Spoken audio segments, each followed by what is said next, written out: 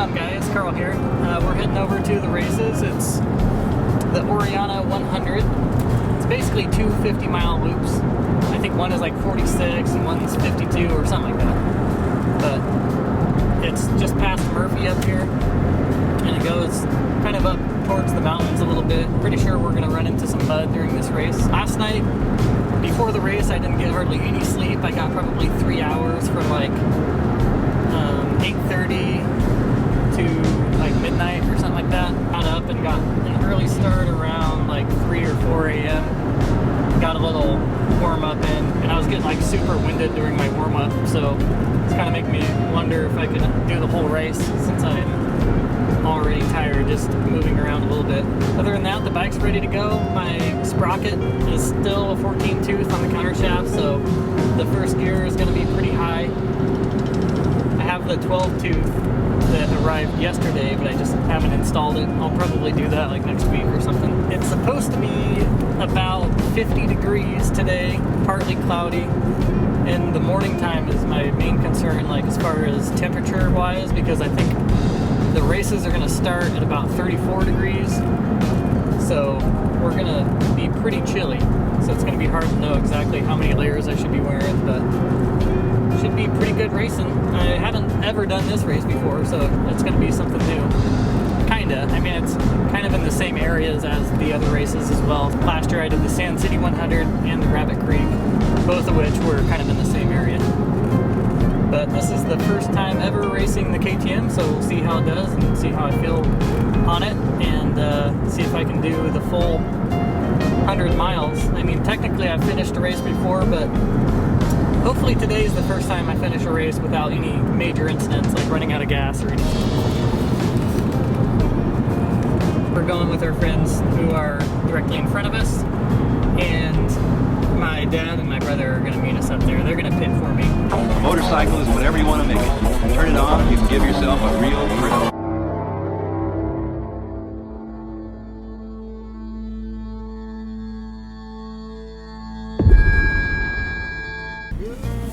Morning. A little chilly. Yeah, it looks like it. Looks like you're dressed for it. For you. Oh, okay.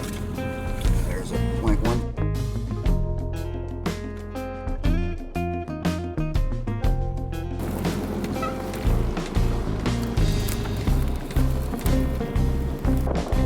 I can't believe you only brought one gas tank. You only brought one? Have it at the halfway point. It'll be fine. Cut to when I run out of gas.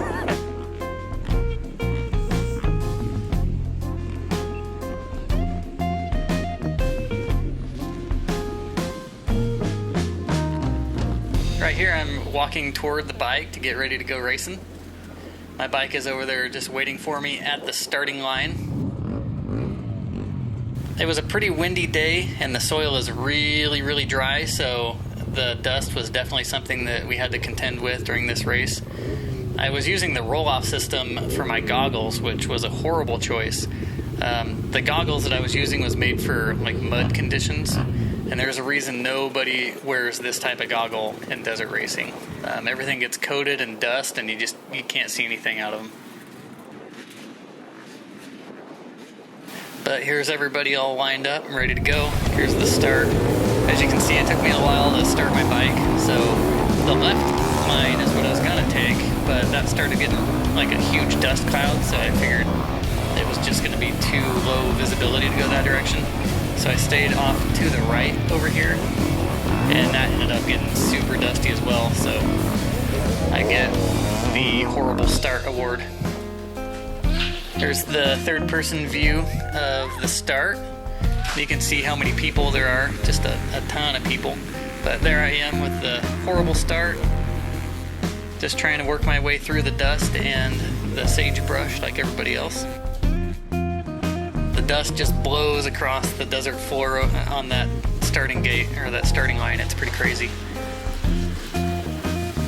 And it was pretty dusty. As you can see us going across the plain there, it stayed dusty for a long time. So that was the number one thing we had to contend with, was just a lot of dust and a lot of debris. Trying to work our way through that and maintain visibility was pretty tough. But I would say during the second half of the race was way better. just because the riders were more spread out, and also we were sent toward like more northern parts of the landscape, so a lot of the soil got a lot of moisture in it, and we were able to go a lot faster. By the halfway mark, it was definitely time to get rid of my goggles. I switched up my goggles, and that was part of my pit equipment that I had pre-positioned, and I'm very glad that I put goggles right there because these goggles were not working out for me. I couldn't see anything. By this first corner right here, I already realized it was a mistake to wear those goggles. I couldn't see hardly anything, probably 50% visibility. I was glad to get across the first corner and behind some people here. I was finally able to see a little bit. As you can see, traffic is still pretty heavy, and I totally expected that. Sometimes during these races, it's really hard to remember that it's a 3-hour race and not a 15-minute race, so you have plenty of time to make passes as you go. Getting in a hurry is definitely not beneficial for you right at the beginning. It's definitely nice to make passes, but you don't want to take too many chances either. I'm going off the side of the course a lot, trying to make something happen here. And when you do that, you definitely risk hitting a random rock out in the sagebrush. Definitely tough to go fast out there because you really have to choose your line wisely.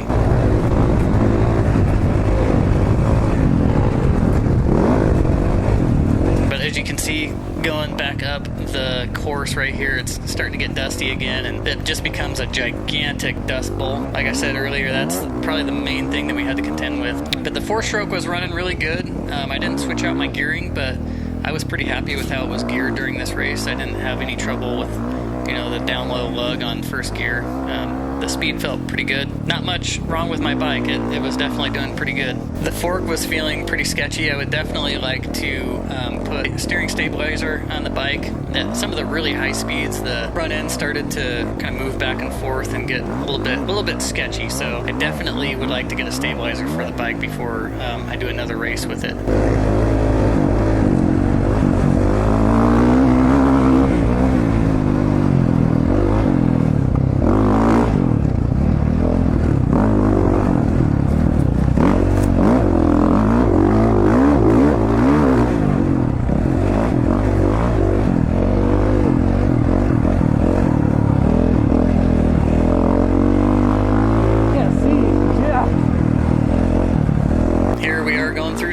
And everything, it's definitely nice to get into some terrain that kind of separates out riders a little bit. It gets a little bit of distance in between each rider. And this is how a lot of the race was. We were just racing toward a gigantic dust cloud. You were limited in how fast you could go just by how the dust cloud was reacting to the wind and everything, how far you could push it into that cloud. And that's kind of a frustrating way to race, but everybody had to deal with it, especially if you've got a horrible start like I did. I ended up getting 31st overall and 4th in my class. My cardio felt pretty good except for about the 80% mark of the race. I got probably 80% of the race done, and I just completely bombed as far as my cardio. I couldn't stand up on the bike anymore. So my cardio was feeling pretty good during this race. I didn't really drop my cardio until about 80% completion of the race. I was just taking it easy for a lot of it. The 4-stroke helps quite a bit because I don't have to use the clutch so much like I do on the 2-stroke, so I was able to roll it on and just quit using the clutch so much. That was definitely helpful. 20% of the race, I couldn't even stand up off the bike or anything. I really dropped off. That's something I'll work on for the next race and try to get my leg strength up, because I think I could have gone way faster had I had the cardio to make it the full race.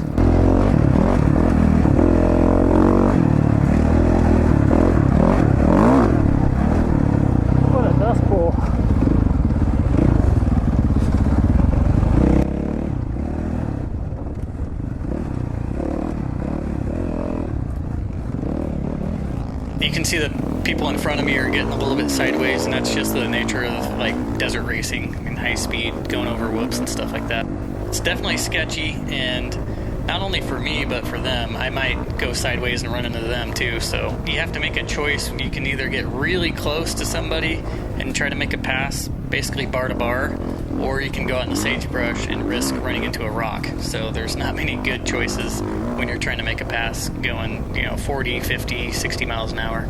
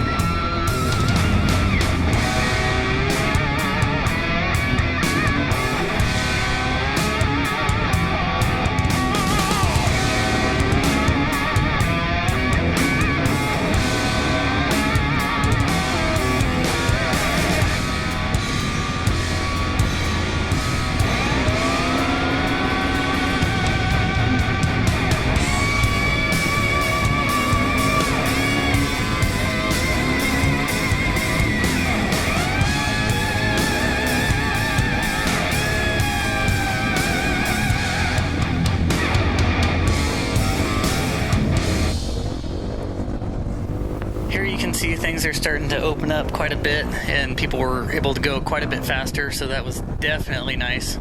During the pit, I had basically some honey gel that had some electrolytes in it and stuff like that. Definitely helped pick me up. And then I had spare gloves, goggles, and then I had my dad fill up my bike with gasoline.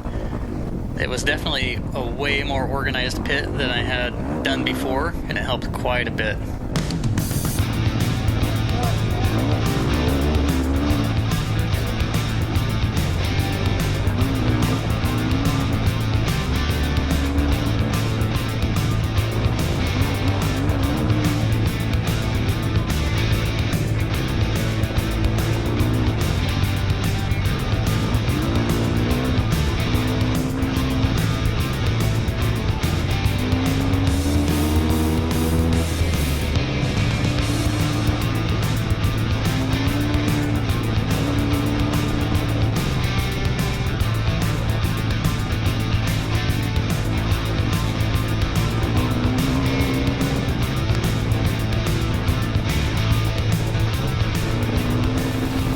Every once in a while you can see some of the hard edges, and that's a lot of what we had to deal with at the beginning of the race. Was a lot of hard edge whoops that just got really choppy, and it really was tough for the suspension to absorb that kind of stuff. And that's the only aspect of my suspension that I was really not very happy with, was just the high-speed chop. It didn't absorb very well. So I think a stabilizer would definitely help a lot of that. But during the hard hits and everything, it really absorbed that stuff pretty well. I was pretty happy with it. And at one point, I even bottomed the front fork, which really surprised me. So I think the suspension is set up pretty good. The motor is working excellent. It has a ton of horsepower. So I was definitely happy with the bike, and I can definitely say it's a reliable bike after running this race. So I just bought it used here like 3-4 weeks ago, something like that. So it's definitely a good test for the bike to take it out to the races and run it really hard for 100 miles. But yeah, overall, the bike felt really, really good.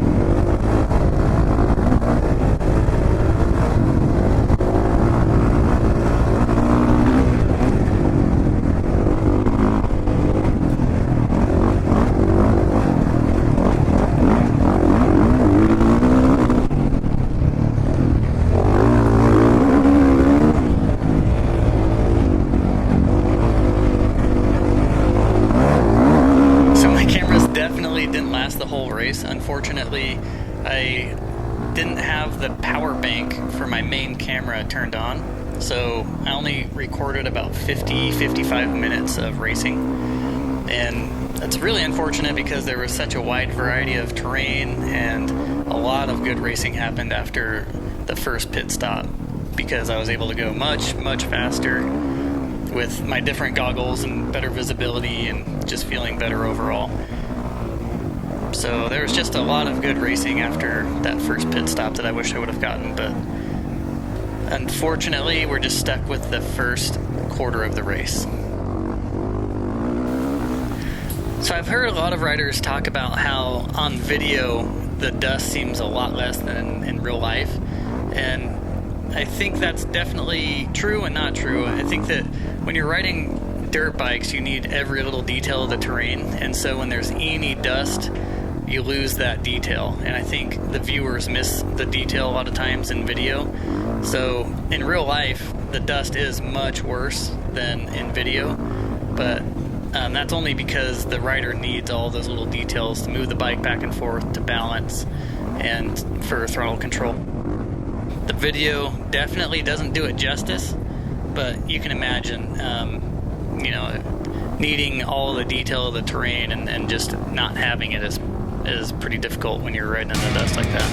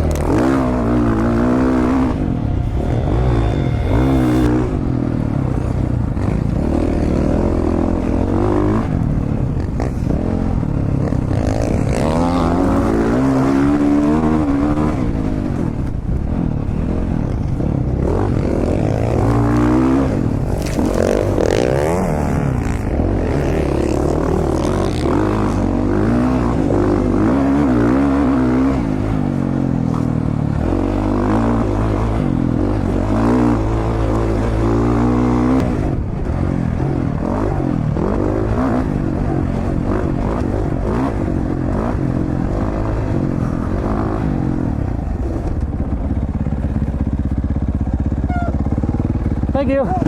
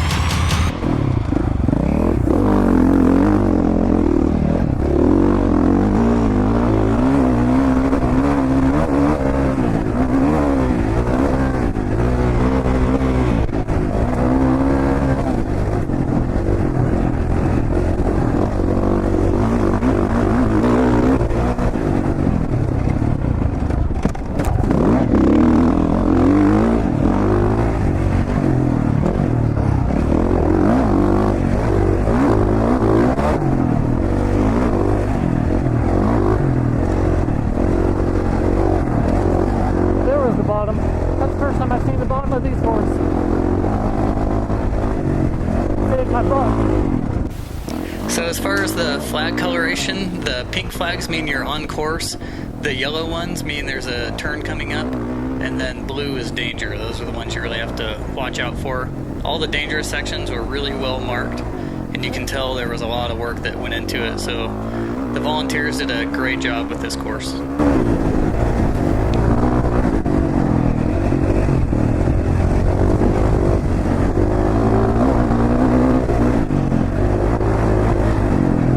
About dust is a lot of sports handle it, but not dirt bikes. That's why on video it looks like there's less dust than there really is, because the rider needs visibility to be able to balance, be able to adjust the bike.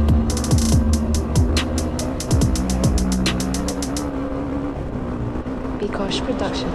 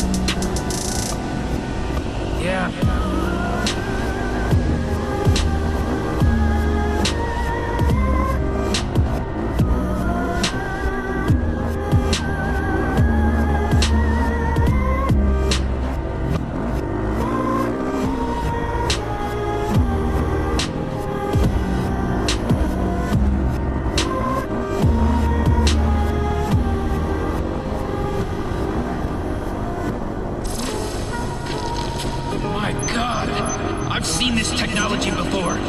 This rig was being controlled remotely, puppeteered by somebody else. This is the receiver. Yeah, but where's the transmitter?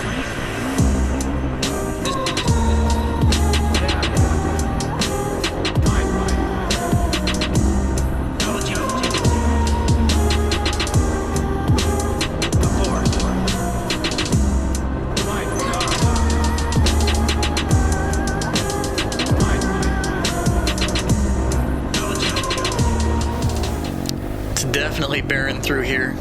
There's some cows off in the distance. You can hear me say there's some wild, majestic cows out here. Just the things that pop into my head when I'm racing. There's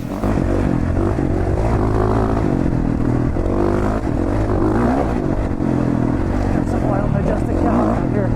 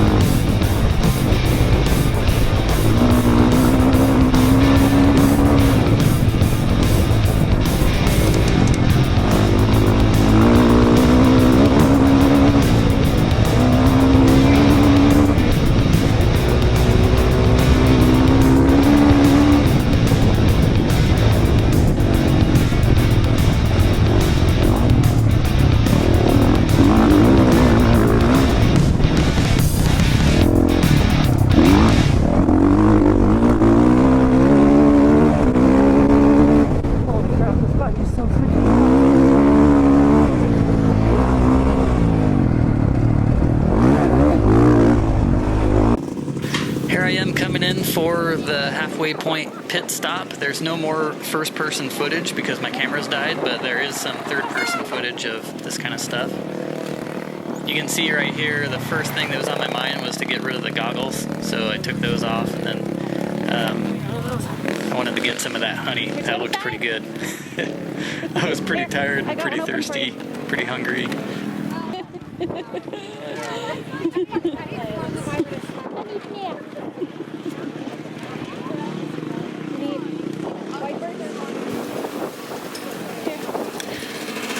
And there's my dad over there putting fuel in the bike, getting it all set up for me. And the next time you see me, I'll be coming in for the finish.